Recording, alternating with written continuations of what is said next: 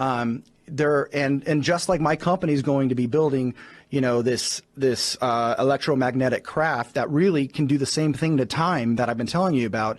Other civilizations have that too, which means you can traverse those distances of space. And what you have to think about is what happened when we first discovered that, and what did we do about it?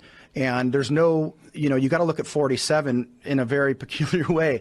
90 days after the Roswell event, CIA was created, the Air Force was separated from the Army, the National Security Act was created, and all those things are mechanisms to start learning more and to start getting private industry off the ground. So that had nothing to do with World War II. You think it had to do with aliens? Oh, I absolutely think it. Well, both, because what I believe crashed at Roswell was. Well, I believe it was German from Argentina, but it had hallmarks and technology based on alien technology. So we put out a story saying it's alien, and then we put out a story saying it's a weather balloon. But the real thing it was, we didn't want anyone to guess, and that's why we put those two things out there. And that's kind of how they do it. I think they did that with the moon. It's like, we went to the moon, and then they put out this meme kind of thing. Like, we didn't go to the moon, but they didn't want people really going, well, what's on the moon?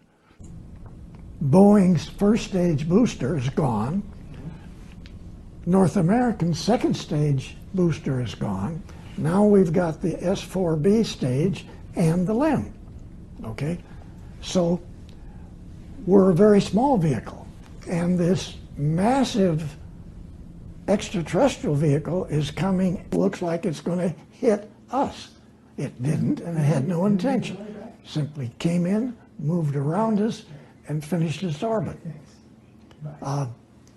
Then those guys eventually landed on the high edge of the craters, like the steep part of the outside edges of the round craters. They didn't land, they parked above it and they hovered. They were hovering, just like it shows in your drawing? Yeah. It was determined that when Neil Armstrong said, "Good God, sir, they are enormous," referring to these massive extraterrestrial craft. Okay? They weren't crafts, they were ships. They were not crafts, they were ships. And so for them to be parked around the edge of the crater, above the surface, floating, okay, and then many of the reptilians standing with their legs apart, standing up on the ground. They're on the surface. The reptilians are on the surface of the moon. That's what you're telling me. Yeah, they're standing underneath the ships. And you saw this? Yeah, and were they scaly? Did they have then the word came back. They're giving us the finger. Your advisors use the term the others? Yes. In my communications with certain people within my advisory group, it is referred to as the others. The others makes a lot of sense because the first thing people need to realize about the UFO phenomenon is it is intelligence that is here, has always been here, and I think calling them the others makes a lot more sense because they're in our oceans, they're on our moon, they might be underground in certain places. So you're talking about the other groups of intelligences that are here on the planet with us. They really were, I remember being at a party and someone whispered in my ear that worked for one of these big defense contractors and said, "Hey, we've been mining on the moon for 30 years. For 30 years, we've been mining on the moon." And this guy's serious. This was a serious person. It's a very serious person, and but no one knows about this stuff. So a lot of my fascination, it isn't about trying to prove that aliens are real. It's more or less like, if there's a secret about this stuff, there's a good reason. It's either these guys are so scared of something that they haven't been able to do what they needed to do, or they don't have all the facts yet, so they're not ready to release it. There's something that they're either scared of or they're not sure enough in themselves to release it, and that's the kind of thing that I ask myself. Like, what is the reasons for them not telling people? It's because, and I would believe the only reason is because they're too scared to. Not because it's going to bring down religion, not because it's going to make us all run around in circles. I think it's because they're trying to do something that's much more serious. And then people will start to understand over time why they did what they did. They didn't lie to people just out of like ego. They were like, okay, there's this group called ISIS and they're here and we need to understand them and we need to fucking figure it out quick. But the problem is these are extraordinarily advanced civilizations that have been coming here forever. That's why it's all in all the ancient fucking scripts and texts and carved into rocks and all that shit. And that's the way they viewed the Wandjina stories. The Wandjina stories were essentially stories of beings that came down and visited the Aboriginal people 30, 40,000 years ago. There are similar stories, by the way, that go right back to Assyrian civilization. I mean, the other side of this that is fascinating is I've been engaging with archaeologists and anthropologists who've talked to me about the implausibility of a lot of the modern explanations for some of the ancient buildings that exist on this planet that do not fit within the time frames of known human technology being developed.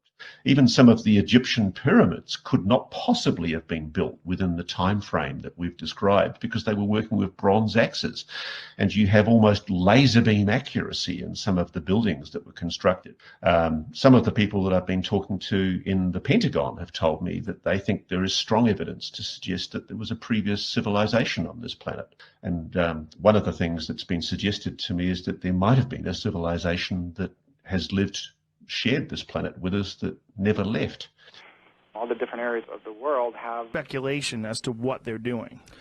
Resource extraction, like minerals, empire building. Life, I tell people sperm, eggs. I think it's cheese. I think it's tacos. I think they're here for the same reason I am. But I tell people like a good way to look at this is like look at Syria, and Syria's in chaos because the United States and Russia are having a proxy war there. Mm-hmm. Now look at the Earth. It's the exact same thing.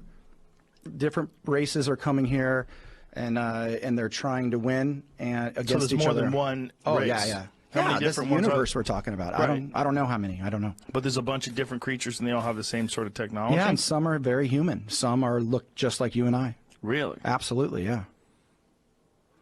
In Iraq, you write that Bush said to Chirac, quote, "Jacques, you and I share a common faith.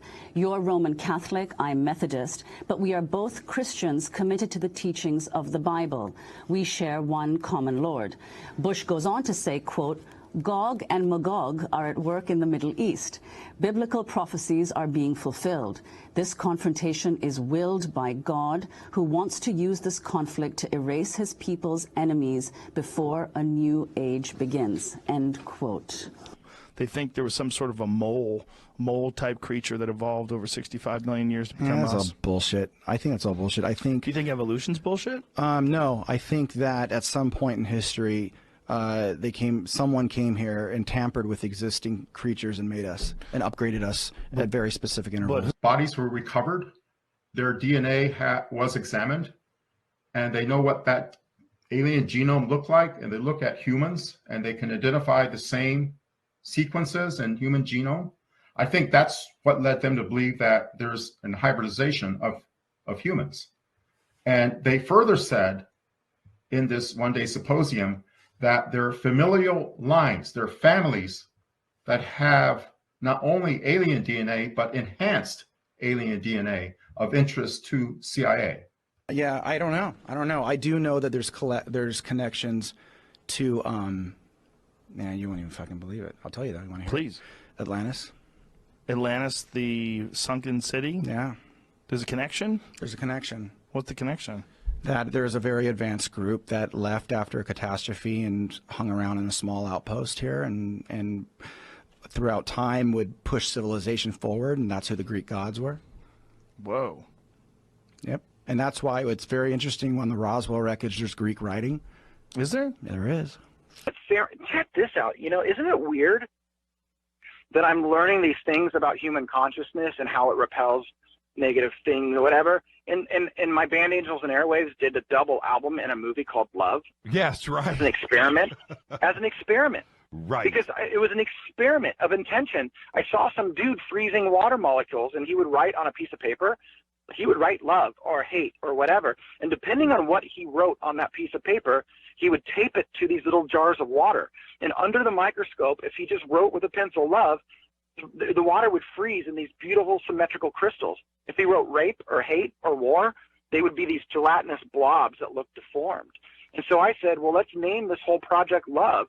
And let's write it weird with a little astronaut sitting on the moon and make it esoteric. And when people look at it, they all know what the word love means. So there's going to be an energy projected towards it. And let's see how good it does. Let's see if it matters. Let's see if that's a good art project. And it did insane. It did super good. And a lot of what that band is about is that kind of stuff, you know. But like now I'm like tripping because I was already kind of doing it. And now I'm like learning that's a real thing, that it's like a real thing that the military and the intelligence community and other areas of the DoD know about and take very seriously, that the human spirituality component of consciousness and the positive feelings of love and happiness is very important.